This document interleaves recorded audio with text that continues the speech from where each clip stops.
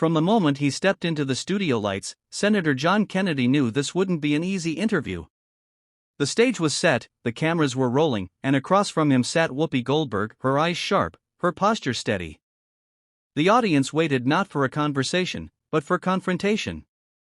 Yet Kennedy walked with the calm of someone who understood storms. He wasn't there to win applause, he was there to speak truth. He adjusted his tie, a gift from his late father, as memories flooded his mind, standing with his father on their small Louisiana porch, listening to lessons about integrity, faith, and the duty to stand for those without a voice.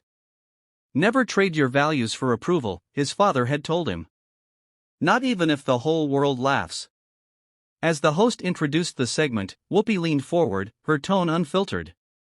"So, Senator," she began, her voice layered with disbelief, "you talk a lot about values, family, responsibility, faith. But some might say those are just outdated ideals. Aren't you holding America back with this talk of traditional values? Aren't you afraid people see you as ignorant?" The audience froze. Some gasped. A few even clapped. Kennedy's eyes flicked downward, not from shame, but from reflection. She hadn't just questioned his politics, she had struck at the core of his upbringing, his convictions, his very compass. Whoopi waited, expecting defensiveness. But he remained silent, thinking not of winning, but of clarity. He took a deep breath. "When I was a boy," he began slowly, "my mama used to scrub floors at our church after Sunday service. She once told me, 'John, if people laugh at you for standing up for what's right, let them laugh.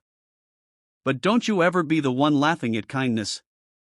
So no, ma'am, I don't believe values are chains. I believe they are anchors that keep us steady in times like these." The studio fell into a heavy silence.